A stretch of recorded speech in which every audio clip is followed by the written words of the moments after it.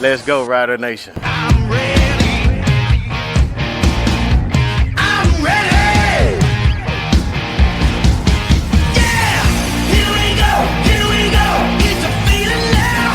Hit 'em high, hit 'em low. 'Cause we're dealing now. Everybody's giving it all they got. 'Cause we're ready.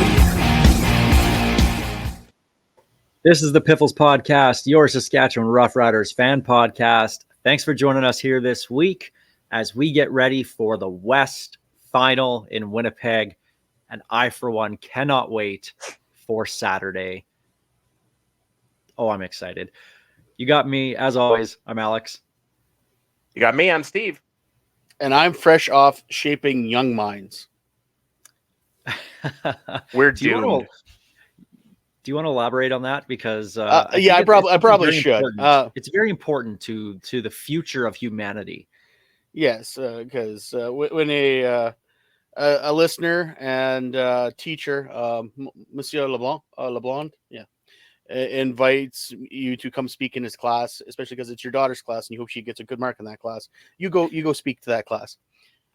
Actually, yeah, he for a couple of years now, it sounds like he's been doing a podcast with his grade 8s. About the year, and it's an ongoing project. So once he found out who Emily's dad was, he is a listener of this podcast. He's one of the 7, I guess, for lack of a better term, and invited me in to give the kids tips and tricks. And my first tip and trick was, do not do what we do. The irony of this is hilarious because Steve is frozen right now, and he has not moved in the last 20 seconds. I love it when the IT guy can't get his IT right. So case in point, do not do this because that is not what successful podcasts do. Luckily, we are, can we call ourselves the Darian Durant of podcasts? We're moderately successful. Yeah. I did call us moderately successful. They did actually, I got to admit, the kids had some really good questions. They had some technical questions, which I got to admit, I haven't used Audacity so long since we've switched to going to video. I was trying to remember where certain things was, and I'm like, yeah, you can do this. So he brought it up on the screen, and I could show the kids on where to find certain things to do. And it was awesome. And apparently I'm invited back next year. So may the Lord help us all. So if you're invited back next year, is that still your daughter's class? Because if it is, then she probably didn't get a good mark. I know. So me and him will have to have some words about this, but if that is the case. Yeah. So if you want to know what to do on a podcast, the opposite of what we do, there's your long speech. Hire a better IT guy. You good, Steve? Are you good now? I'm as good as I'm going to be at this point. I'm really not sad at all that I missed story time with Greg, though. Well, you can give us a follow on X at PifflesPod. I'm at Real Alex D. And I'm at Safamod. And as always, I do not need nor want your pity follows at Greg on Sports. Check us out on yes, Facebook. that did come up. Always get those pity follows.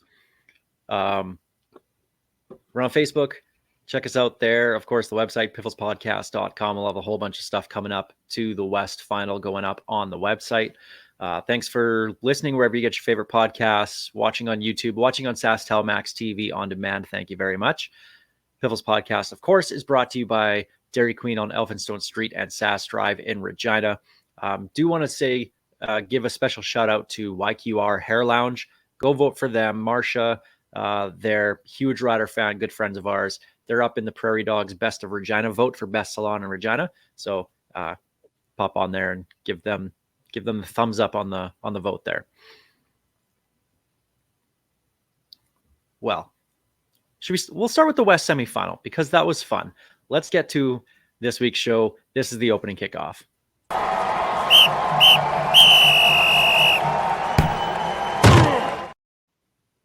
So the Riders beat the Lions in the West semifinal, as we all correctly predicted.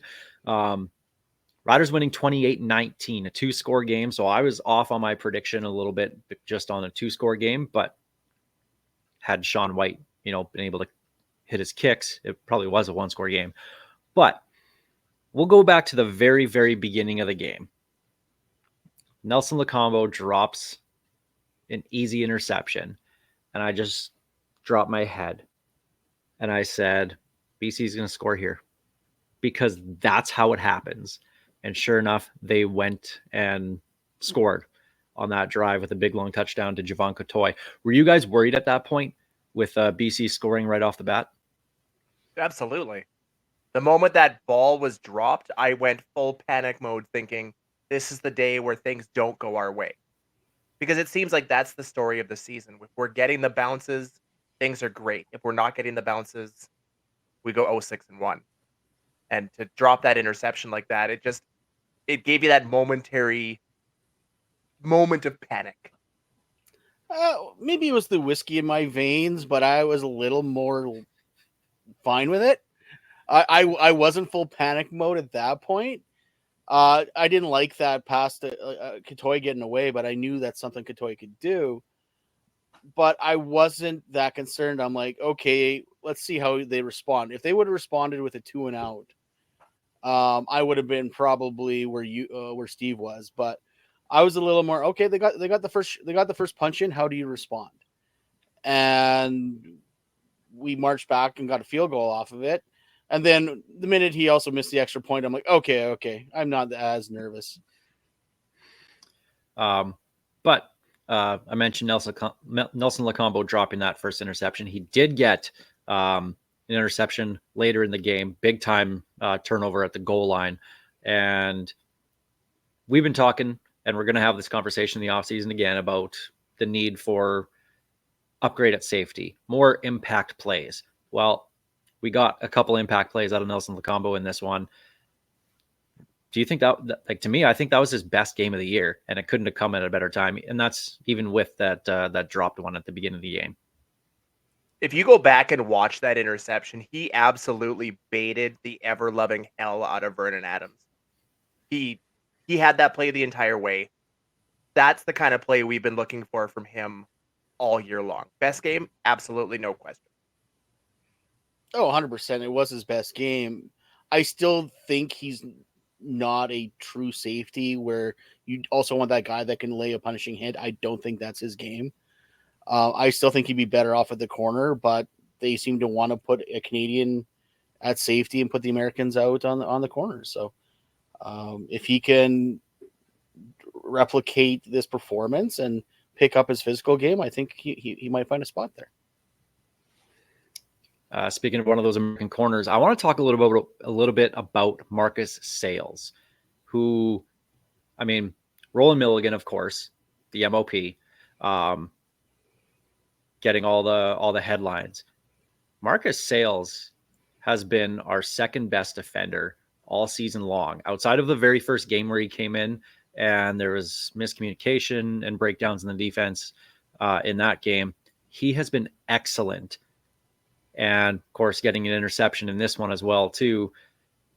The fact that we have a shutdown halfback, what looks like now a shutdown corner as well, this Riders secondary they're really trending up right now with how these guys are playing. And I'm going to talk about Marcus Sayles when we talk about the Winnipeg game, but I think he's just been a fantastic signing for the Riders, and it's really paying off right now. How good do you think it felt for him to basically he got the first pick off. Like he led that defense in kind of the rally of no, this is our game now against the team that like just cut him unceremoniously. Like, I'm certain that felt really good for him on Saturday. Imagine going from being cut early in the season to almost being run out of town in his first game in Saskatchewan to an all-star nomination to being a big part of why the team that cut him was eliminated from the playoffs. What an absolute great redemption story for Marcus Sayles. And he has been, without a doubt, the best free agent pickup in my mind on this roster this year. And again, who else but Roland Milligan sealing the game at the end with the interception. MOPs making MOP plays. I I want to talk about the offense, though. And there was good and bad. Can we just get the bad out of the way right now? The short yardage. Even on AJ Ouellette's touchdown on 3rd and goal, he barely made it across the line. There was no push whatsoever. And then, of course, the Shea Patterson 3rd and 1, couldn't even get half a yard. Again, no push. And I've said it before on this show. It doesn't matter the players, it doesn't matter the coaching, it doesn't matter the year. This organization cannot figure out short yardage, especially in the playoffs.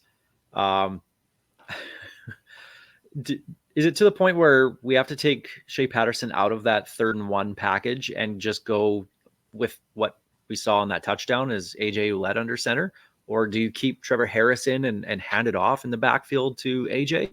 Like, something's got to change here, because the Shea Patterson package is just, it's not working right now. I enjoy the Wildcat. It's something that the Regina Thunder do consistently on their short yardage plays. They never line up their quarterback. It was always Likert and Sadiq in the backfield. Why not when you've got Armstead and AJ? Go Wildcat. Why not?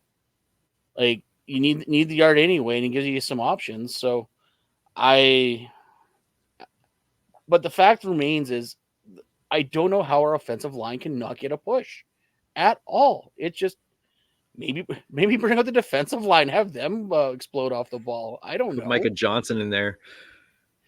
It's getting kind of ridiculous, and I called it after the game against Calgary with that little sweep around that got burned, and I've been calling for it on Rider fans and everywhere. This Shea Patterson experiment, I am fully done with it. He cannot be the 3rd down back or quarterback at this point. There's very clearly an issue there, and if it continues, it could cost us a Grey Cup berth, a Grey Cup win. That's what's coming down the line now. These are important games. You cannot have mistakes like that or problems like that in the playoffs. There was a reason last year they went out and got Pipkin. Like, there was a reason why our short yardage got better once they brought in Pipkin. And it wasn't great, but it was better than what it seems to be. And other than that, yeah, that kind of end around that Patterson does that scares the crap out of me every time he does it. Up the middle doesn't work, so I don't know what else you're going to do. It's almost as if having a 6'2", 200-pound stand-up quarterback, running that short yardage situation just isn't really the best play call. And we're going up against a team that wasn't it 2018, where in the playoffs we could not get that yard against them 3 or 4 times. And I don't want to talk about it. Yeah, ultimately that's what cost us the game. But overall, offense, very, very efficient. Move the ball almost at will that entire game. The running game, AJ Ouellette had that big long touchdown, 30-yard touchdown, breaking through the hole. That and it was funny because this is what they were saying after the game, him and Trevor Harris. That is exactly why they signed AJ Ouellette, is to run power football in October, November. And that's exactly what we got. So his average wasn't great. You take away that 30-yard run, his average, or like his numbers are very average, very pedestrian, but it's getting those runs at the right time. And that's exactly what we signed him for. Normally, I absolutely hate that kind of saying where you got him for the playoffs, but we've been saying that all season long, that it doesn't matter what he does at the beginning of the year. This is a guy that is built for cold weather football, smash mouth football. And it's those 2, 3, 4, 5-yard runs at a big beginning of a game that lead to those 30-yard runs at the end. He is wreaking havoc on that D line and on that linebacking group and wearing them down throughout the game. He is the ultimate playoff back, and I'm excited for the West Final. And you could tell, like, there was a bunch of video clips of him on the sideline talking about bully ball, and that's what he was doing. Like, he likes that contact, and you could tell when he wasn't feeling well at the beginning of the year, it was hard for him to go full into that contact. Well, it looks like he's healthy now and he's ready to rock, because he definitely wasn't slowing down as he was hitting that line the other night.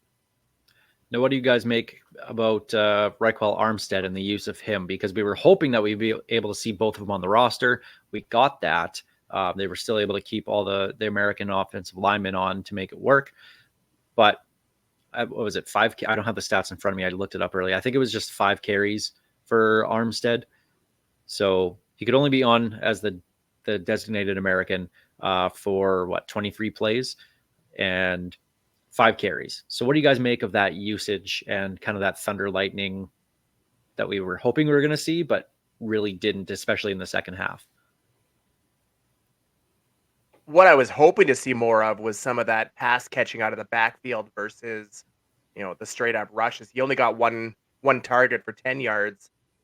I'd like to see them use him more. You brought him onto the roster. He's almost a waste of a roster spot if you're only going to play him for, 5-6 touches. But on the flip side, you also want to give, my God, AJ Ouellette the rock as much as possible. So it's one of those, I don't like it, but it maybe is the right decision because you need AJ wearing him down. But at the same time, I'm not too concerned about this game. You kind of want to keep some of those cards up your sleeve for the next, hopefully, 2 games. Like you can't show everything on the first game. So, and it was the first time they could get both of them on the roster at the same time. Let's hope they have something cooking in their back pocket where they're going to break it out when they really need it with those 2 on the field. Sam Emilus having another big game, over 100 yards. He's been just phenomenal, especially the second half of the season here, and the depth proving themselves in this in the wide receiver group with Jareth Stearns with the touchdown, which I love that he basically dragged a couple defenders into the end zone with him. He's not a big guy, so for him to power his way in, the will that they're showing is great. And it's someone different stepping up every single game. Keyshawn Johnson again having a good game. It's makes it so difficult on the defense for them to try and stop one person, because you got another 4 guys that can step up and make big time plays. So the receivers were great. Trevor Harris again, efficient, very, very efficient throughout the entire game, which is what we've seen from him this entire season. And right now he's the hottest quarterback in the CFL. So it's nice us having that for the first time in quite a while going into the playoffs. So I'm really excited about that. Well, everything about this team right now, it seems to be ascending as every game progresses, minus that sit everybody game against Calgary. Like when you have your starters out there, everyone seems to be getting better every game. Harris, when he came back from injury, that Toronto game was not his best game of his entire career. But every game he's been getting better and more consistent. And you're right, he's probably the hottest quarterback in the league right now. Well, and you mentioned it. This whole team as a whole, it seems to be trending in a positive direction. Our running game is getting better. Sam Emilus is starting to make those catches that we expected of him earlier in the year. He had some issues with the dropsies. He's holding on to everything now. You look at Keyshawn Johnson, he's just reliable no matter when he gets the ball. It seems like we are trending in the right direction at just the right time as we also get healthier, minus a couple injuries, of course, from the West Semi that we'll talk about. But it's good to see an offense that's actually trending up as we head into the the West Final and hopefully the Grey Cup. Your guys' take on going for 2 after that Jareth Stearns touchdown. The Stearns touchdown put them up by 7, going for 2 to make it a 9-point game. And of course, they got it with that nice route to Keyshawn Johnson, leaving him wide open in the end zone, because I loved it. That is the balls. That's the balls I want to see from this coaching staff, is to go out there and instead of having it a 1-score game, you kick the extra point, it's still, just an 8-point game. Getting that extra point to me just changed the complete complexion of the rest of the game, because look at the last few minutes of the fourth quarter.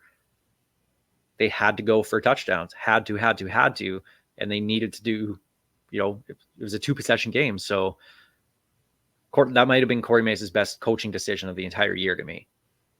Now, I wonder if that was more to do with watching Shaun White sail kicks in every possible direction. That wind was absolutely wreaking havoc on any kicking attempt that Shaun White made. Lothar, on the other hand, seemed to have no issue with it. I wonder if that played a big part into why he decided to go for 2. Because even on that, was it a 21 or 22-yard field, the short field goal by Shaun White, you watch that ball, it looks like it's going dead center, and then as it crosses the plane, it jarred right. Like, I don't think I've ever seen a ball move like that at Mosaic Stadium. So I wonder how much of it was wind and environment and how much of it was that 2-score lead. It was still early enough that I don't know the 2-score lead was the reason for the decision. Oh no, 100% it was the 2-score lead. Because if you didn't, you allow BC to take their sweet time. Like those final interceptions by VA on those 2 consecutive drives were because he was forcing the ball, because they had to score a touchdown and get the ball back. So it was a brilliant move by Mace, because even if they didn't get it, they were still up by 7. Like, that's the difference between playing to win and playing to not lose. He was at that point, he was going, like, I'm playing for the win here. I'm going to force them into a 2-possession game when, even if I miss it, it's a 1-possession game and I trust my defense. So you kick it, it's still a 1-possession game. So yeah, force it to a 2-possession game. It was a brilliant move by Mace. Oh, I'm not disagreeing. It was a brilliant decision. I just wonder how much of it was get the 2-score lead and how much of it was this wind is awful. We have a better chance of getting the 2-point convert versus the potential single. Because 11 minutes left in the game, that's still plenty of time, even with a 9-point lead. No matter what the reason. They had the wind at their back in the fourth, though. Yeah. So I don't think the wind played any factor in his decision. But Shaun White had the wind in his back on that on both of his, was it both of his misses, or it was the field goal miss, not the point after miss. On the field goal, yeah.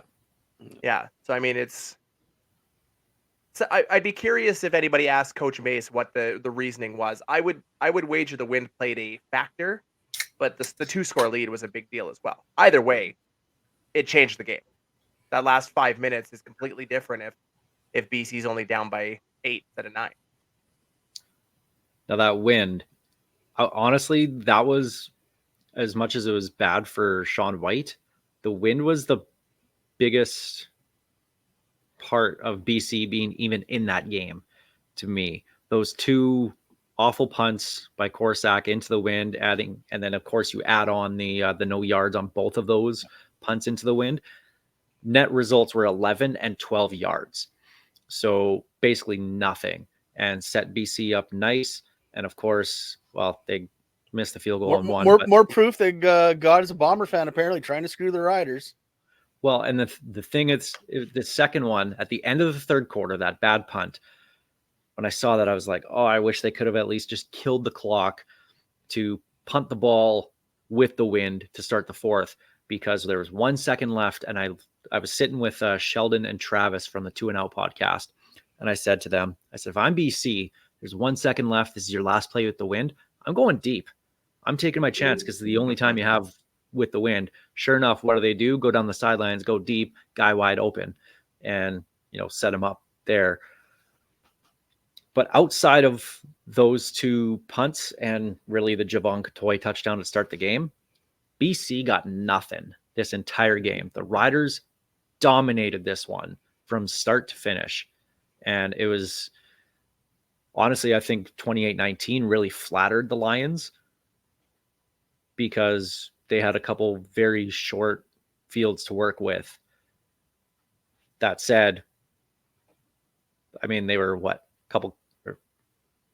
a field goal away from making it really, really tense at the very end. So But anyway, I thought that it was a great night on Saturday. The attendance, there was about 28,000 people. I thought the atmosphere was fantastic. The fans got loud. And you can't tell me that Rider Pride is dead. Like that was the playoff loudest game. You could But tell. we I didn't remember sell that out a stadium in a long playoff game, time. Alex. We didn't And sell we out a haven't sold one playoff out for game. how long? When was the last That time we sold crowd out was a playoff game? amped. Probably 2007. Maybe 2013. I was gonna say 2013. It had to be at least Yeah. 2013. But Steve, But you for the hinted love on this. of God, can we stop playing sing-along songs right before the Riders are on offense? Please. I have been begging you all year. They do it every damn time. I realize all of those things are set in advance and they don't get to decide when, but stop it. Especially this last game was a CFL run. So Well, and blame the that's league. why there was the third quarter stretch did not have Last Saskatchewan Pirate because that was presented by a sponsor for the league. Yep. So it was then it was funny because the next TV timeout they played it and got everybody on their feet. Sheldon actually hates Last Saskatchewan Pirate. He sits and protests, does not get up, does not do the stretch with WorkSafe Bob, does not do any of that because he hates that song. He wants Shout to be brought back, which I agree with him on that because that was awesome. I hate Shout. But it got everybody going, and then the Riders just seemed to just kind of take off from there. But Steve, you hinted on it, the injuries. We'll start with the offensive line because that's obviously the big one for the Riders. Trevor Reed, left tackle, going down in this game, didn't finish it. Trayvon Tate moved out from right tackle to left tackle. Logan Ferland moved from center to right tackle to finish the game. And of course, Peter Godber was the sixth man, so he moved up to his natural center position to finish off that game. It's a good thing this team has actually found some depth in that offensive line this year, because if you told me that they lose their left tackle and now you're throwing essentially your guard or center now to right tackle, if it wasn't Logan Ferland, I'd be like, yikes. Well, that's it. It's more like, thank God for Logan Ferland, because if you didn't Right. have Logan Ferland, you lose a tackle, what are you going to do? Yeah. How great is it to have a guy on our offensive line who can literally play all five positions so you can make that move no matter who gets hurt? Any other guy, if it's any other team, any other situation, you're scared if you lose your left tackle. And your backup sixth O lineman is your center. What do they do? They just move Logan Ferland wherever they need, and it's fine. What a great problem to have. Sign that man forever. And that's why he better win most outstanding lineman, Yes. or I'm going to lose it. That might be our first mature podcast, because I won't be able to control myself. Shocking that three of us have never had a mature podcast before.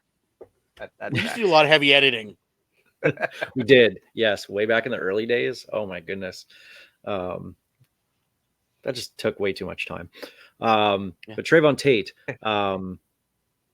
did okay at left tackle. You can tell that he's not a left tackle by trade. He's used to right tackle. A couple times didn't look too good, but overall offensive line gave Trevor Harris enough time. And as long as you're giving him just enough time to make those reads, he's been money. So those timing routes are all based off timing. That's why they're called timing routes. That's way to talk to them like they're five, Alex. But honestly though, if you can get him those 3 seconds in the pocket, that's all he needs. And that's exactly what this offensive line has given him. So kudos to the O-line for stepping up in the absence of Trevor Reed. We'll get an update on him likely on Wednesday. Wasn't at practice on Tuesday, but things are sounding good. We'll get to that in a little bit. And the other injury that of note in that game, Brian Cox Jr. Didn't finish the game. Didn't practice on Tuesday, but Anthony Lanier was a healthy scratch last week. So maybe he gets back on the roster because of that. But those are the two injuries. The other ones were Keen Schaefer-Baker, obviously getting absolutely smacked in the head. Did come back in, obviously, but that was a pretty bad hit. and rightfully called the penalty that it was. So I thought refereeing was excellent. They weren't jumping in. They didn't make the ref show, which was nice. So overall, it was a good night at Mosaic Stadium. I do have to say, looking at this week's injury report did cause me a little bit of panic, though, from the first practice that came out.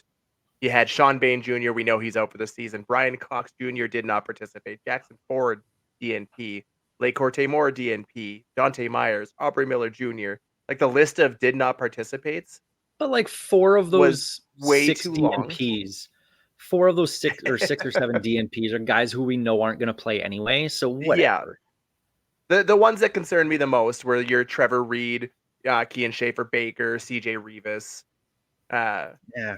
Rivas has had the first day off of practice the last 3 weeks anyway. So I'm confident we'll have a better list when the practice report comes out tomorrow. But I did have a momentary, panic when I saw the list the first time, going, "Oh God!" And then you look at Winnipeg's, and theirs is all full. Just participate. So let's hope we see a much nicer list tomorrow when the show comes out. Well, and with that, the Riders go to the West Final, which we'll take a look at in a few minutes. That's the opening kickoff presented by Kathy Festian of Royal LePage Regina Realty. Let's jump to our Churchill Brewing Company Odds and Endzones.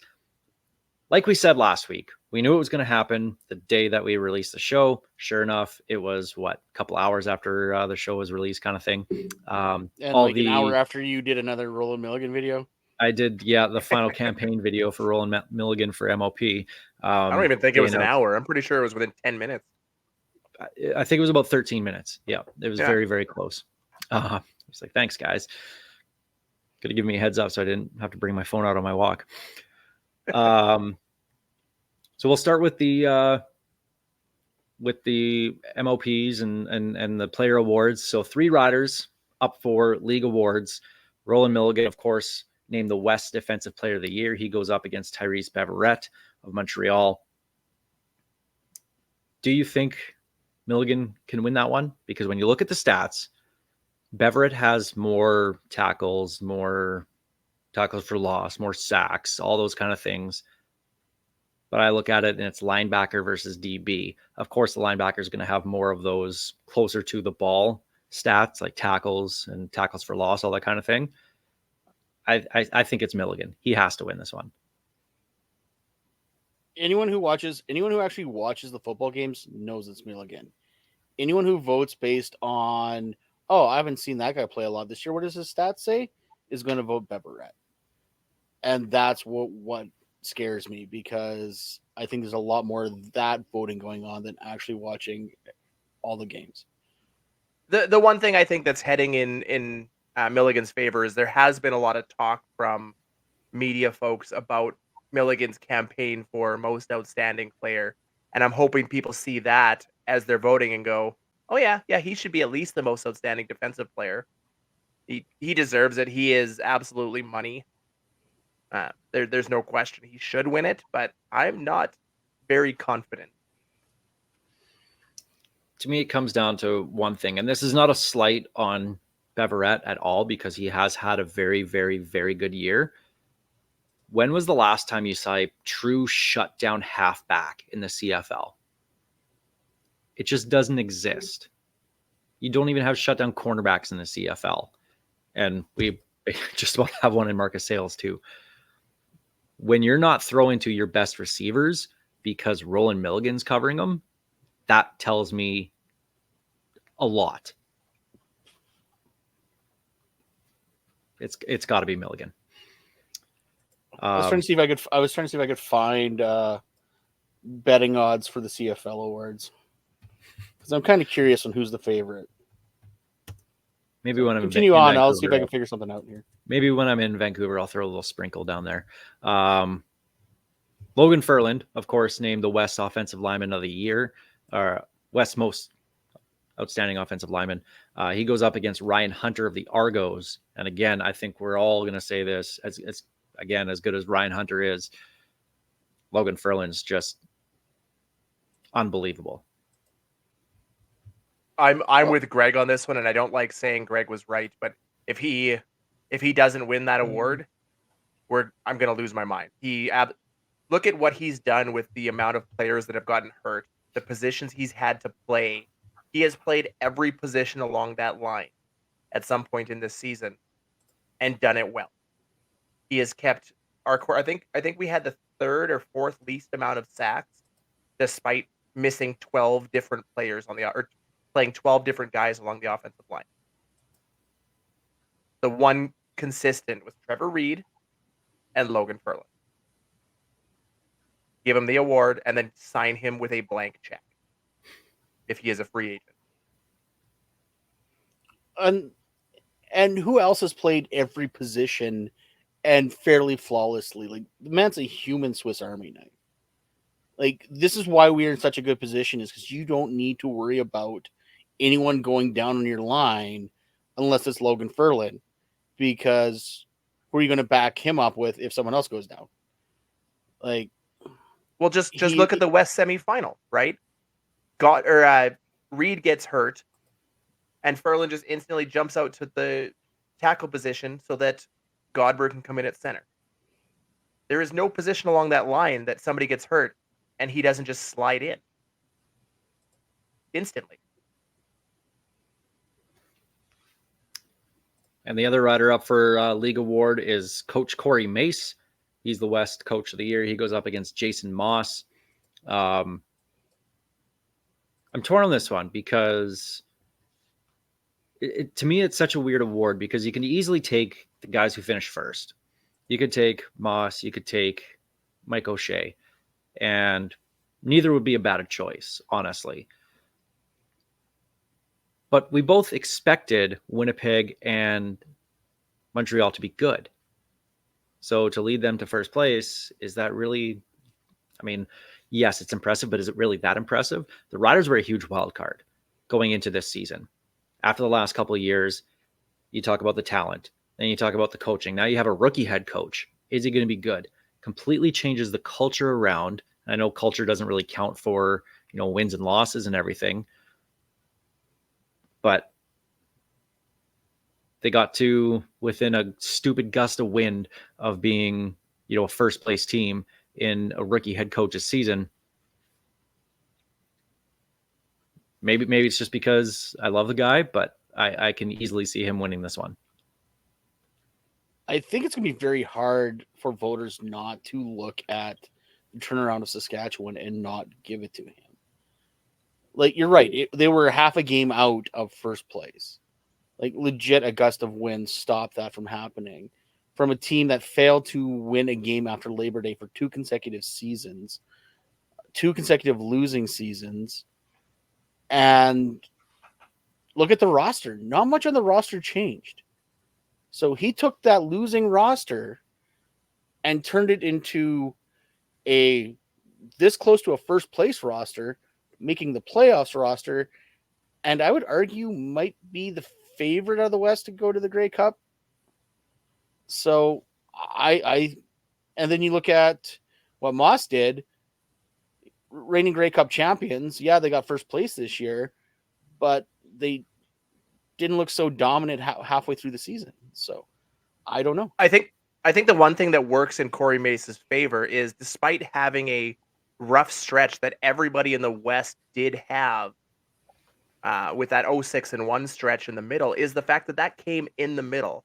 And voters are going to see how they did at the end of the season to get into that West playoff race and that, West final hosting playoff race, despite that 0-6-1 stretch. That, to me, works in Corey Mace's favor. You take a team that was on a downward spiral for the last several seasons and instantly flip it around the way he did. I think he deserves it. Will he get it? To be determined, but I have to agree he should. And honestly, in confidence of awards, I'm going Ferland, Mace, Milligan. I have the least, the guy who should win, I have the least amount of faith in winning. And legitimately, that's where the biggest competition should be, is with Beverett over Milligan. That is, to me, the toughest battle. I'd agree with those rankings if I had to pick most likely wins. And 8 riders named to the All CFL West team. Milligan getting 2 spots, the halfback and special teams. Sam Emilus, wide receiver. Logan Furland as guard. Trevor Harris at quarterback. Micah Johnson, defensive tackle. Jameer Thurman, linebacker. CJ Rivas as the cover linebacker. Marcus Sales at cornerback. So 8 all-stars for 9 positions, and Winnipeg only had 7, so suck it, Winnipeg. Here's my question. How did Furlan end up as guard when he spent more games at center this year? Don't question it, just accept it. They probably could have put him at center and found another guard, but it's one of those. I'm just throwing that out there. Like I'm glad he's on the team. I'm just like, he played more games at center this season. He actually was nominated as center, guard, and tackle, but the league didn't want to put him in all 3. They didn't want to roll in Milligan him. I'm just happy with, after we saw the fan vote, that Adam Bighill didn't make the roster as an all-star, because that would have been an absolute joke. All CFL, Steve. All CFL. It's all-star. I refuse to call it the other. And it was nice not seeing Zach Claros in there, especially when he only really had one good game where, the 5 touchdown game or whatever he had, where he went from having 9 touchdowns and 14 picks to just barely getting above the, 1-for-1 ratio of touchdowns and interceptions. So they got it right. Honestly, they did. Really quickly, Mark Killam, special teams coach and assistant head coach in Calgary, fired. Brent Monson, defensive coordinator, fired in Calgary. Both of them have ties to our current head coach. Played with him or coached with him, won Grey Cups with him. Any chance we see either of them in Saskatchewan next year? I love Killam. I don't know if we need him. Like I'm legit surprised he went from the next man who's going to be head coach to out of there in essentially less than a year. Like I guess when you bring your bowling coach brother in to help out as a special assistant. But that's smart by Dave Dickinson. If you get rid of him, who really else is on that roster that's going to challenge you for head coach? Nobody. So you get rid of the only guy that would replace you. Please, for the love of God, let it be Craig Dickinson. I'd be okay with that. I could see Mark Killam being a guy. Our special teams did nothing to wow me this year, but I feel like a big part of that was Mario Alford's odd desire to run straight for the sidelines for a majority of the season. I could see it. I wouldn't be upset about it, but Calgary's special teams also really, outside of Rene Paredes, didn't do much to wow me either. So unless you're bringing Paredes in as well, I don't really see the upside. Is it McGeary? Yeah, Our special teams coordinator, he did a fine enough job. Our coverage on special teams was fantastic. I'm thinking though, if I'm Killam, I'm waiting to see what happens in Edmonton, because that is a spot that's definitely opening up here. So I think he's going to keep his powder dry and wait to see how that shakes out. And I want to have this quick discussion because I saw Milt Stiegel and Davis Sanchez talking about it. They posted a video and they did not quite a poll on X, but Stiegel was talking about it. And he said, is Corey Mace already the most beloved coach in Rider history? No. Ken Miller. That will always be Ken Miller. Yeah. The discussion starts and ends with Ken Miller. So who is number 2 then? Because Stiegel's argument was, if he wins the Grey Cup this year, Corey Mace, he's the most celebrated, most loved head coach with the way that he turned it around. So would he get to number 2 based off that? No, I think the problem. Oh, go ahead. No. I just because I was trying to do the math in my head too.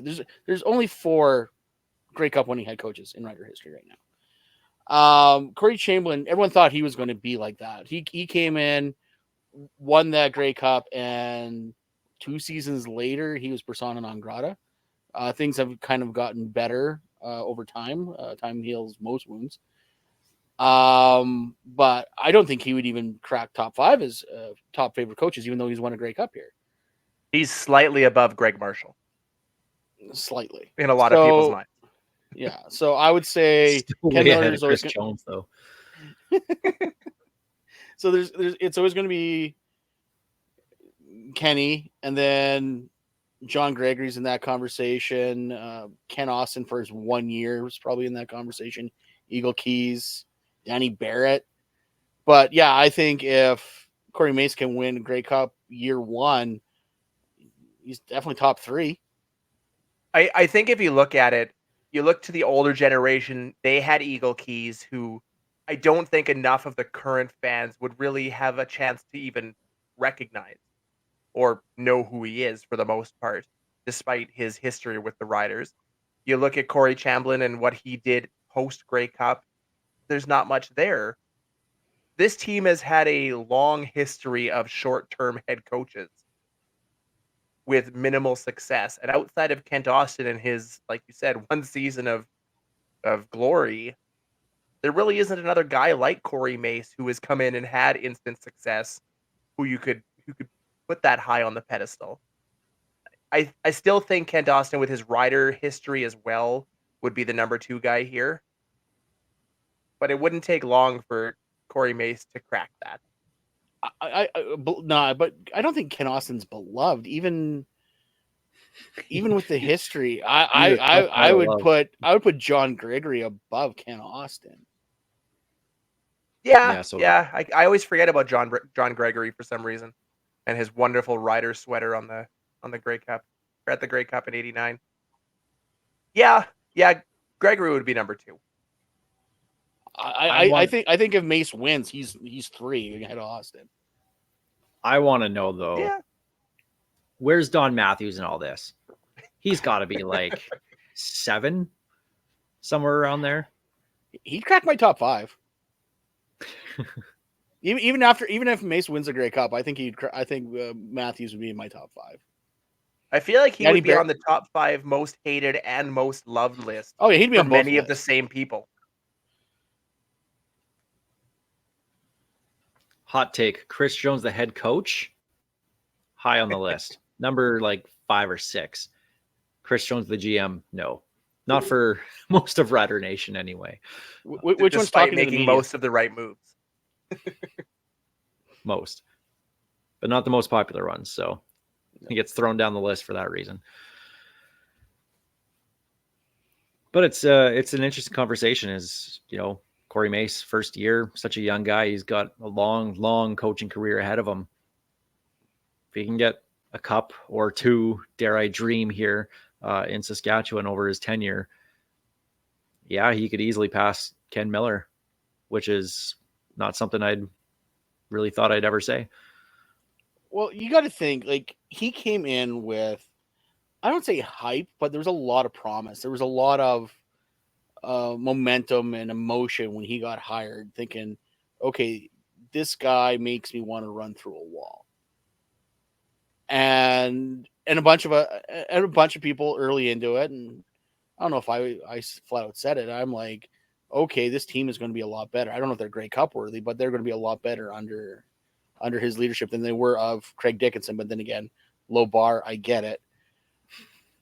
But I don't think anyone fully expected a possible Grey Cup run, because the way they're like we said, the way they're trending, there's a very good chance they're going to go to Winnipeg and punch Winnipeg right in the mouth. I know we're going to talk about that game here right away, but I'm very confident going into Winnipeg, and that's not something that I've felt in a long time. Well, let's start talking about it. Riders and Bombers this upcoming Saturday, 5:30. Thank you, Time Change, for making that game an hour later. But I like it that it's on a Saturday, so that's also fun. Riders, Bombers. So you're confident, Greg, going into this game. I feel pretty confident because I truly believe that whoever would have won the West semifinal was going to win the West final. And I said that all going into the game last week, and I still believe that. Steve, are you on the confidence train? It 100% depends on when you ask me. I'm riding an emotional roller coaster, but right now I'm absolutely confident.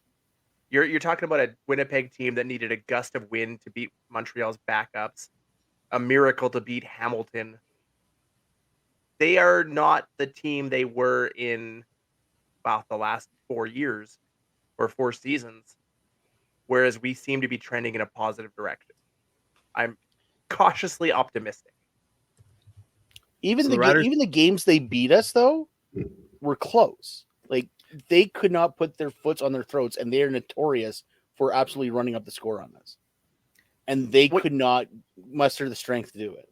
you look at that Banjo Bowl, they were a missed field or an interception, a blocked punt in the first quarter gave them a 10-point advantage to start that game.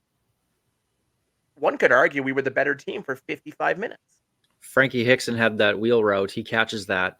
He dusts that linebacker down the sideline for a 70-yard touchdown. And the Riders win that game. They had the ball at the end of the game with a chance. I know it would have been a long drive, but they had a chance to win it. Of course, interception by Harris there, but they could have and should have won the Banjo Bowl. You look back at Labor Day, it was the muffed punt, and 3 subsequent bad minutes after that. The Riders dominated the rest of that game, but they just couldn't overcome those few minutes. And then, of course, we beat them without Trevor Harris, with Shea Patterson beating the Bombers in July. The fact that all those games were close, and the fact that the Banjo Bowl to me was very close, gives me that confidence that they can go in and do it. It's just the demeanor about this team, Coach Mace, where they can do it. There's also the Brady Oliveira factor. And the fact is, in those 3 games, Oliveira was not good against the Riders running the ball. He averaged 45 yards a game. Where he beat us, or where he did well, was those checkdowns. Now, the game in July where we beat them, he had, I think it was 80 yards. 9 checkdowns. He was the only offense they had that entire game, and it was because nobody else was getting open downfield. Labor Day, he didn't really have much. Banjo Bowl, I think he had like 60 yards. But again, that's where he had his best moments against us. Yeah, 6 catches for 60 yards. Yeah. So I wrote about this in my, you can find it on pifflespodcast.com. I gave my top 5 matchups that will determine the West Final. And one of them, number 1 to me, is Jameer Thurman and Brady Oliveira. You have your middle linebacker, you have their running back. Not saying that Thurman's going to spy Oliveira this game, because that's not what our middle linebacker does in this defense. But he's the guy in the middle. If we can stop, I'm confident that the Riders will shut down the run game. Very confident in that. They've shown that all season long, except for the Trey Ford game. If you can stop those checkdowns, to me, that's the biggest thing to stopping Winnipeg's offense. Because if you can stop those checkdowns, yeah, they have good receivers in Winnipeg, but Caleros has not done anything all season long to show me that he's going to win you a game. And history has suggested Zach Caleros in the playoffs is even worse than Zach Caleros in the regular season. Well, and thank you, El Taxo on X, for posting about this. Caleros in his last 3 West Finals, averaging 188 yards passing, has 2 touchdowns and 4 interceptions. And I know John Fraser of the 3 Down Greencast, he's a Bombers fan, does not like Zach Caleros one bit. And he's been on this for the last couple of years, that Caleros is not a good playoff quarterback. Outside of that run in 2019, he has not been good in the playoffs since. It's been that run game. It's been the bully ball that they've been doing. But I can't see that bully ball getting going here against the Riders now with how we've defended them all season. Well, so big part of that bully ball is their offensive line isn't what it used to be. they're older and slower, and they haven't replaced the guys that they've lost. So I am not scared of Winnipeg. I've been saying that all year. They have the veteran core that knows how to win tough games. But the mind is willing, but the body's weak. They aren't what they used to be. And I think that's the one thing that does work in Winnipeg's favor is that they do have that veteran experience if this game is close to potentially have that, game-winning drive with the game on the line. That is where they have the advantage. Across the field, in my opinion, everywhere else, I think everything points to the Riders being in an advantageous position to win this football game. I think they have the Marshall better Ferguson posted O-line. about that today, actually. What's that? Marshall Ferguson. He posted he had the running backs as the strength, or giving the Winnipeg the advantage, but everywhere else, he was giving the advantage to the Riders. And it's really hard to argue that point.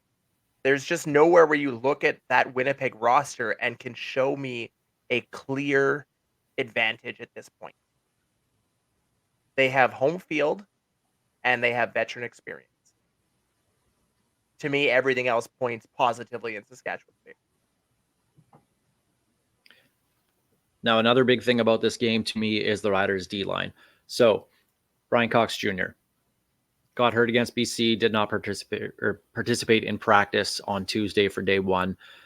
That said, Anthony Lanier could just slide in there, take his spot, and there's a replacement there. But it doesn't matter who it is on the Riders' D-line. They have to get pressure on Zach Collaros. They have to make him uncomfortable in the pocket and force him to scramble. If Collaros has time in the pocket, he'll make throws.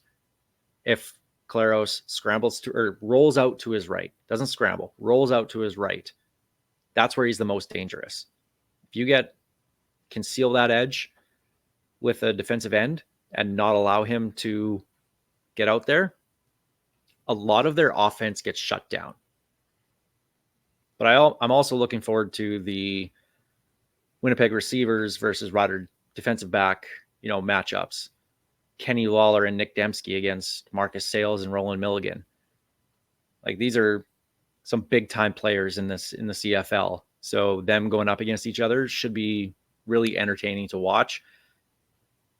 As long as the Riders can stop that middle of the field. That's where Dembski is at his best, is in that middle of the field. And if the Riders if we get another game from Nelson Lacombo like we did against BC, then the middle of the field will be better protected. So there's a couple matchups for me that are going to be pretty interesting this week. Honestly, I'm not worried about Lawler or Wilson. It's Dembski always seems to find that soft spot where he just burns us for a touchdown when it's like a second and long. He's the only one. I'm not even worried about Brady. I'm worried about Dembski somehow torching us for a touchdown on a play that he shouldn't make. Well, and Dembski's one thing you mentioned is finding that soft spot, and the one thing that we have had a weakness with all year. You look back to the game against BC in the early part of the season with Justin McInnes, is giving up a ton of yards over the middle, and that is Nick Dembski's bread and butter.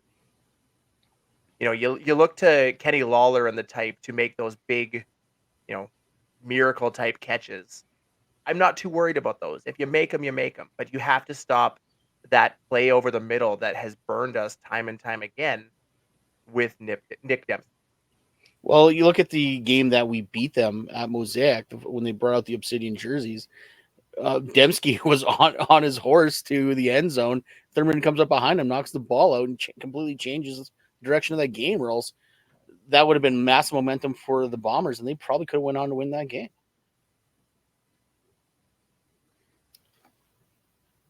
Let's look at the Riders' offensive line. Trevor Reed, obviously, is the big question mark right now as we do this show on Tuesday night. Day one of practice was Trayvon Tate, Zach Fry, Peter Godber, Jacob Brammer, and then Logan Ferland at right tackle. Apparently, Rob Vanstone, I didn't see this, but Rob Vanstone, I guess, said that Trevor Reed is expected to be good to go for this game. So if he is, great. If not, at least the Riders, we talked about it, do have the depth there to step up. So, but that's the big one is Trevor Reed. So if the offensive line is with Reed, Furland, Godber, Fry, that's exactly what you want. And Brammer, right? Like, obviously those are the guys you want out there. If you have all your starters, great. They got to control the game. They have to get the run game going. And again, this is what we paid AJ Ouellette for. It should actually be a pretty decent day from what I've seen from the weather for, mid-November, for November 9th in Winnipeg. Could be a hell of a lot worse than it's going to be. But get that run game going, control the clock, because you could tell that was a lot of the mantra against BC was run the ball, control the clock, limit Vernon Adams and the big play potential that they have. I expect more of the same against Winnipeg here. Kill the clock, get a bunch of drives going, 2nd and 5, 2nd and 6, even if it's just, a couple 4-yard rushes or a 4-yard rush to start the drive. Make it 2nd and 6, and those little timing routes, those out routes, those little slants that Trevor Harris is so good at. If you can keep moving those chains methodically down the field, you kill the clock and you just wear down that defense. And then fourth quarter, AJ Ouellette shows up. Well, you absolutely said it to me that the key to me is getting the run game going.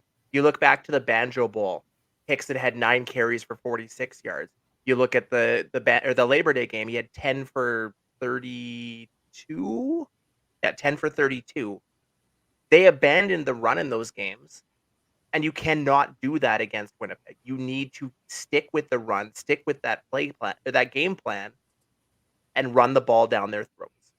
That is the key to success against Winnipeg, is getting a legitimate run game going. I want to see 15 plus carries from AJ Ouellette.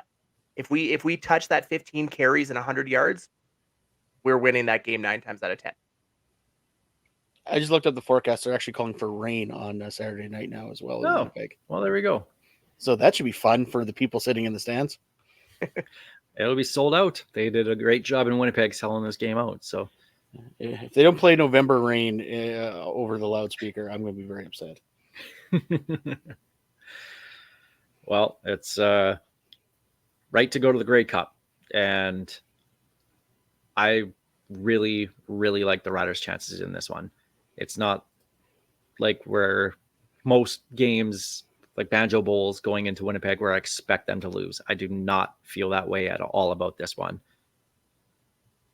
So it should be a good one. It's going to be tight. It's going to be a very, very, very close game, and may the best Riders team win. So with that, time to make our picks for the West and East Division Finals. Who's going to the Grey Cup? Let's get to our Piffles picks. Piffles Picks. Well, folks, when you're right 52% of the time, you're wrong 48% of the time. I got to sweep if I want to hit 52%. Yeah, you're 42 and 41 for the whole season. Steve, I'm not even going to bother. Should I bother with your record? No, okay. I'm 43. Let's just go with my last week. Let's just go with the last. Oh, where you tied me for first place. 2-0. So we started. Ottawa, I can't. You're dead to me. Ottawa, you're dead to me. Toronto and Montreal. First off, do you have a preference in who wins this? Because this isn't about. We haven't even talked about this game, and we don't really have the time to get into it. But is there a team you would prefer to win? Not that you're picking, but that you would like to see win this Montreal. one? I want a Montreal. I like Montreal. Okay. Yep. Fair enough.